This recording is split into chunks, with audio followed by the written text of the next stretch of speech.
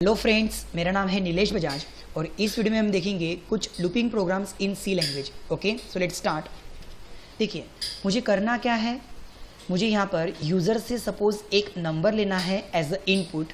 Like जैसे for example मैंने यहाँ पे लिया 123 और उस नंबर के हर डिजिट की मुझे सम करना है। जैसे for example s equals to, पहला डिजिट क्या है 1, देन दूसरा डिजिट क्या है 2, देन तीसरा डिजिट क्या है सपोज 3। सो इसकी सम कितनी आएंगी 6। जैसे कि एक और एग्जांपल देखो, अगर मैं यूज़र से इनपुट लेता हूँ एक नंबर एज अ 524, तो इसकी सम क्या आने को ना, लाइक 5 + 2 + 4 दैट इज 11। ओके, सो देखिए इसी प्रोग्राम को मैं सबसे पहले आपको बिना लूप के समझाऊंगा and then same program loop से कितना ईजी होता है वो हम देखेंगे। ओके, तो देखिए यहाँ पर मैं सबसे पहले स्टार्ट करता हूँ प्रोग्राम जो बिना लूप का रहेगा। Like hash include stdi.h, second hash include conio.h और फिर मेन प्रोग्राम स्टार्ट। ओके, देखिए एक्चुअली इस प्रोग्राम में मुझे करना क्या है, मैं आपको थोड़ा सा कंसेप्ट समझा देता हूँ। देखिए मान के चलो सपोज मैं यूज़र से जो भी नंबर लूँगा, लाइक यूज़र से मैंने नंबर लिया 123। ओके, अब मुझे करना क्या है, इसके हर मतलब डिजिट की सम करना है। तो मुझे पहले तो इस नंबर में से एक एक डिजिट बाहर निकालना है। तो उसके लिए हम क्या करेंगे, सपोज मुझे पता है कि यहाँ पे 3 अलग अलग डिजिट आने वाले हैं, तो मैं लूँगा 3 अलग अलग वेरिएबल जैसे R1, R2 और R3। Okay, R1 equals to जिसमें मुझे पहला डिजिट चाहिए, तो आपके नंबर को, जैसे आपका नंबर कितना है 123, आपके नंबर को अगर मैं मॉडुलस 10 कर दूँ, देखिए किसी भी नंबर को जब हम मॉडुलस 10 करते हैं तो हमें सबसे लास्ट का डिजिट मिलता है एज ए रिमाइंडर। कैसे, देखिए मेरे पास में नंबर क्या है 123 और इसको मैं क्या चाहता हूँ 10 से डिवाइड करके रिमाइंडर निकालूँ। तो जैसे ही मैं आपके नंबर को 10 से डिवाइड करूँगा, 10 12 जा 120, तो रिमाइंडर कितना आएगा, यहाँ पे रिमाइंडर आएगा 3। तो ये जैसी रिमाइंडर आया है, ये रिमाइंडर हम किस में स्टोर कर रहे हैं R1 में, मतलब पहला टुकड़ा क्या है आपको 3। अभी भी आपका नंबर कितना है 123। तो अब मैं यहाँ पे क्या करता हूँ n equals to n divide by 10। जैसे आप आपके नंबर को 10 से डिवाइड करेंगे, देखो जैसे मैं यहाँ पे कर रहा हूँ 123 को जैसे मैं 10 से डिवाइड करूंगा तो मुझे तो कोशेंट मिलेगा ना, क्योंकि मॉडुलस से मुझे रिमाइंडर मिल गया जो मैंने काय में स्टोर किया R1 में। लेकिन जैसे ही आपके नंबर को मैं डिवाइड करूंगा तो मुझे ये जो कोशेंट मिल रहा, अगेन मैं इसको काय में स्टोर करना n में, मतलब आपका नया n अब कितना रहेगा 12। ओके, नया n कितना रहेगा 12। इस पिछले वाले n को भूल जाओ। नाउ अब इसमें से मुझे रिमाइंडर निकालना है। So again R2 equals to n modulus 10। अब आपका नया नंबर कितना है, यानी कि नया n कितना है 12। तो जब मैं 12 को 10 से डिवाइड करके रिमाइंडर निकालूंगा तो 10 1 जा 10 और रिमाइंडर कितना आ रहा है 2। रिमाइंडर कितना आया यहाँ पे 2, वो 2 किस में गया इस R2 में। Again n equals to n divide by 10। जैसे आप डिवाइड करेंगे तो आपको क्या मिलता है कोशेंट, और ये कोशेंट किस में गया n में, मतलब नया n कितना हो गया हमारा अब 1। अगेन मैं यहाँ पे फिर से क्या कर रहा हूँ R3 equals to n modulus 10, यानी कहने का मतलब अब इस 1 को मैं 10 से डिवाइड करके रिमाइंडर निकालना चाहता हूँ। सो 10 0 जा 0, रिमाइंडर इज 1। सो कहने का मतलब अब ये रिमाइंडर किस में गया इस R3 के पास में। और finally n equals to n divide by 10 करने से जो क्वेश्चन बच रहा है, तो इसका मतलब मेरा नया n फाइनली कितना हो गया 0। तो ये प्रोसेस मुझे यहाँ पे अब स्टॉप करनी पड़ेगी, क्योंकि ऑलरेडी मेरे पास में जो नंबर था उसके मुझे 3 अलग अलग डिजिट मिल चुके, 3 2 और 1। और अब फाइनली इसका मैं क्या करूँगा s equals to R1 + R2 + R3, मतलब इन तीनों की सम मैंने किस में स्टोर की s में। ओके, देखिए अब यही चीज़ मैं यहाँ पे करना चाहता हूँ। तो मुझे वेरिएबल कितने लगेंगे, यूज़र से नंबर लेने के लिए एक n, उनके 3 जो टुकड़े होने वाले डिजिट्स वो 3 अलग अलग वेरिएबल, और उनकी सम स्टोर करने के लिए एक s नाम का वेरिएबल। ओके, देखिए तो यहाँ पर प्रोग्राम के अंदर सबसे पहले हम क्या करेंगे, लाइक नंबर लेने के लिए इंटीजर का n, उनके 3 अलग अलग डिजिट स्टोर करने के लिए R1 R2 R3। ओके, और उनकी सम स्टोर करने के लिए s। सो सबसे पहले तो यूज़र से नंबर ले लेते हैं और इंस्ट्रक्शन देने के लिए हम कौन सा फंक्शन यूज़ करते हैं printf। तो इसमें देखो enter a 3 digit number, enter a 3 digit number, then number लेने के लिए स्कैन ऑफ, जिसमें हम लिखेंगे %d। अब मुझे नंबर तो एक ही लेना है ना, नंबर हम एक ही लेंगे, भले उसके टुकड़े हम 3 करने वाले, बट नंबर तो हमारा एक ही रहेगा। और एट द एड्रेस कॉमा करके at the address number n पे। अब इस नंबर के मुझे 3 अलग अलग डिजिट्स निकालना है। सो R1 इक्वल्स टू, जैसे मैंने आपको करके दिखाया, n modulus 10, n modulus 10, okay. फिर again n equals to n divide by 10, again R2 equals to n modulus 10, फिर again n equals to n divide by 10, and last digit R3 equals to n modulus 10, then finally n equals to n divide by 10। अब मेरे पास में 3 टुकड़े आ जाएंगे, उनके हम क्या करेंगे, sum, like s equals to R1 plus R2 plus R3, okay. और फिर इसको print, so print F sum of each digit is %d, s, और फाइनली फिर गेट सी लिख के प्रोग्राम क्लोज, ओके। देखिए एक्चुअली यहाँ पे हो क्या रहा है, मैं फिर से एक बार बताता हूँ आपको, ध्यान दो। जैसे ही आप सबसे पहले एक नंबर लेंगे, मान के चलो आपने नंबर इस बार कुछ अलग लिया, 728, इस तरह से आपने नंबर लिया, ओके।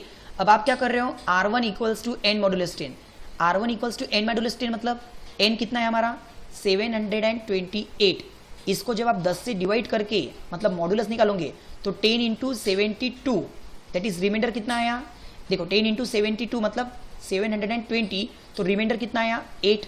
और ये 8 सबसे पहले किस में स्टोर हो रहा, इस R1 में, इस R1 में कितना आ गया 8, ओके। नाउ अभी भी मेरा नंबर कितना है, अभी भी नंबर 728 है, लेकिन नेक्स्ट स्टेप पे उस नंबर को हम जब 10 से डिवाइड करेंगे तो डिवीजन से हमको मिलता है कोशंट, और ये कोशंट किस में जाके स्टोर हो रहा, तो n में, मतलब मेरा नया n कितना बन रहा 72, मेरा नया n कितना बन रहा 72।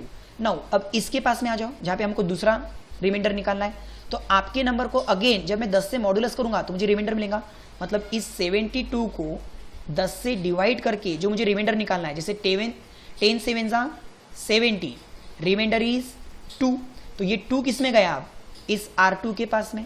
अभी भी मेरा नया नंबर n कितना है 72, उसको अगर मैं 10 से डिवाइड करूं तो कोशंट क्या मिलेगा 7, मतलब मेरा नया n कितना हो रहा है 7। चलो आ जाओ अभी तीसरी स्टेप के पास, अगेन फिर से मैं मेरे 7 को 10 से मॉडुलस कर रहा हूँ और रिमाइंडर निकाल रहा हूँ, मतलब 7 को अगर मैं 10 से डिवाइड करूँ तो 10 0, रिमाइंडर इज 7, मतलब अब ये 7 किसके पास गया, तीसरे टुकड़े के पास, मतलब तीसरा रिमाइंडर। और n डिवाइडेड बाय 10 करने से, मतलब नंबर को 10 से डिवाइड करने से फाइनली मुझे कितना बच रहा है यहाँ पे 0, मतलब मेरा लास्ट में n कितना हो रहा है 0। चलो ठीक है, अब ये जो 3 टुकड़े मिले 8, 2 एंड 7, मतलब मैंने नंबर क्या डाला था 728, जब मैं इन तीनों टुकड़ों की एडिशन करूंगा तो मुझे एडिशन कितनी मिलेंगी 17। देखो अब यही चीज मैं आपको टर्बो सी पे प्रैक्टिकली परफॉर्म करके दिखाता हूँ, ओके। देखिए यहाँ पे ऑलरेडी मेरे पास प्रोग्राम लिखे हुआ है कि नंबर लेने के लिए n और 3 टुकड़े स्टोर करने के लिए R3, और आपने वही स्टेप यहाँ पे परफॉर्म की, पहला रिमाइंडर निकालने के लिए, दूसरा रिमाइंडर निकालने के लिए, तीसरा रिमाइंडर निकालने के लिए, और उन तीनों रिमाइंडर की सम। देखो जैसे फॉर एग्जाम्पल मैं नंबर डालता हूँ 123, तो 1 + 2 + 3 6। अगेन सपोज मैं इसको रन करता हूँ, आपने जो नंबर डाला लाइक 728, तो 7 + 2 दैट इज 9, 9 + 8 70, देखो इस तरह से, ओके। बट अगर सपोज यहाँ पर मैं ऐसा लिखता हूँ एंटर अ नंबर, मैं अगर यहाँ पे ऐसा मेंशन नहीं करता हूँ कि 3 डिजिट, बट आप क्या कर रहे हो, आप तो सिर्फ 3 रिमाइंडर निकाल रहे हो। अगर गलती से यूजर ने 4 या 5 डिजिट का नंबर डाला तो देखो, जैसे कि अगर आपने नंबर डाला 1 2 3 4, तो हम तो सिर्फ 3 ही रिमाइंडर निकाल रहे हैं ना, मतलब 4 3 2, तो इसकी सम कितनी होगी 4 + 3 + 2 9। या अगर मैं 5 डिजिट का नंबर डालता हूँ सपोज लाइक 1 2 3 4 5, तो अब यहाँ पे क्या होगा, सिर्फ लास्ट के 3 डिजिट, मतलब 5 + 4 9, 9 + 3 12, देखो इस तरह से। तो यहाँ पे प्रॉब्लम क्या है कि हमने जो स्टेप लिखी सिर्फ पहला रिमाइंडर, दूसरा रिमाइंडर और तीसरा रिमाइंडर, लेकिन ये सिर्फ सूट किसको करता, अगर आपके पास में 3 डिजिट का नंबर है तो 2 डिजिट या 5 डिजिट के नंबर को सूट करता क्या, नहीं। तो इसी कंसेप्ट को अब हम लूप में देखेंगे। देखो अब इसको हम लूप में कैसे परफॉर्म करेंगे, तो यहाँ पे ध्यान देना, मुझे कोई अलग अलग टुकड़े स्टोर करने के लिए वेरिएबल्स की जरूरत नहीं है।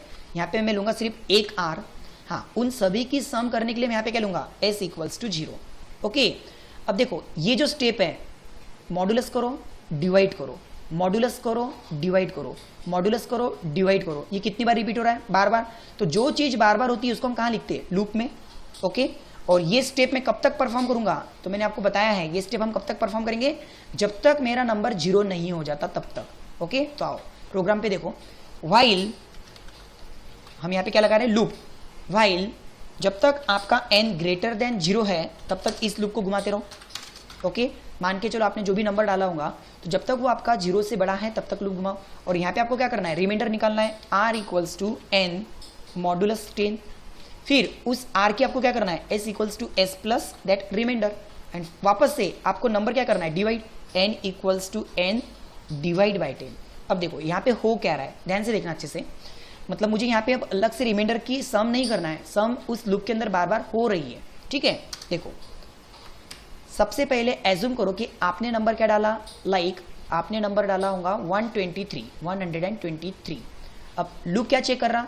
अगर आपका नंबर 0 से बड़ा है तो यस, हमारा नंबर 0 से बड़ा है तो उसको मॉडुलस 10 करके पहला रिमाइंडर निकालो। पहला रिमाइंडर कितना निकलेगा? 3। पहला रिमाइंडर कितना निकलेगा? 3। तो उस 3 को मैं इस s के साथ में ज्वाइन कर रहा, मतलब सम कर रहा, मतलब मेरे s के पास में कितनी एडिशन हो गई? 3 प्लस। ओके, मतलब वो 3 ऐड हो गया। नाउ अब आपका जो नंबर था 123, उसको जब आप 10 से डिवाइड करेंगे तो आपको क्वोशंट क्या मिलेगा? 12, बराबर है जिसे हमने देखा। सो आपका नया n कितना बन गया? 12। आपका नया n कितना बन गया? 12। ओके, अब फिर से लूप घूम के आएगा, ये प्रोसेस होने के बाद में फिर से लूप घूम के आएगा। क्या आपका नंबर अभी भी 0 से बड़ा है क्या? हाँ, क्योंकि हमारा नंबर कितना है? 12। फिर से उसके ऊपर मॉडुलस 10 करके रिमाइंडर निकालो, तो इस बार रिमाइंडर कौन आएगा? 2। इस 2 को भी मैं किस में ऐड कर रहा? s में, मतलब इस s में 2 को भी ऐड कर दो। अगेन आपके नंबर यानी कि 12 को जब मैं 10 से डिवाइड करूंगा तो मुझे सिर्फ कितना मिलेगा? क्वोशंट 1। अगेन फिर से लूप घूम के आएगा, क्या वो 1 आपके 0 से अभी भी बड़ा है? यस, 1 अभी भी 0 से बड़ा है। उसका मॉडुलस निकालने से, मतलब 10 से डिवाइड करके रिमाइंडर निकालने से मुझे इस बार रिमाइंडर कितना मिलेगा? 1। और वो 1 भी किस में ऐड हो रहा? आपके s में, यानी यहाँ पे इस तरह से। सो फिर से आपके मैं नंबर को डिवाइड कर रहा हूँ, नंबर को अगर यानी कि 1 को 10 से डिवाइड करूंगा तो फाइनल नंबर मुझे क्या मिलेगा? 0। और इस बार क्या आपका नंबर 0 से बड़ा है क्या? नहीं। तो अब अगर मैं s को प्रिंट करता हूं तो s के पास में सम कितने मिलेंगे हमें? 6। s के पास में सम कितनी मिलेंगी? 6। तो यहां पे फिर से मैं क्या करता हूं? सपोज 4 डिजिट का नंबर डाल के देखता हूं। देखो मान के चलो आपने इस बार नंबर लिया 1234, तो पहली बार उसका रिमाइंडर कितना मिलेगा? 4। उस रिमाइंडर की यानी 4 की एडिशन किस में जा रही? s में, मतलब s के अंदर क्या आ रहा है? 4। फिर उस नंबर को जब आप डिवाइड करोगे तो आपको फाइनल क्वोशंट यानी कि नया नंबर क्या मिलेगा? 123। ओके, फिर से लूप घूमेगा, उसके पर अगर आप 10 मॉडुलस लगाओगे तो आपको नया रिमाइंडर क्या मिलेगा? 3। नया रिमाइंडर क्या मिलेगा? 3। और वो वापस से किस में ऐड हो रहा? आपके s में, मतलब 4 प्लस 3।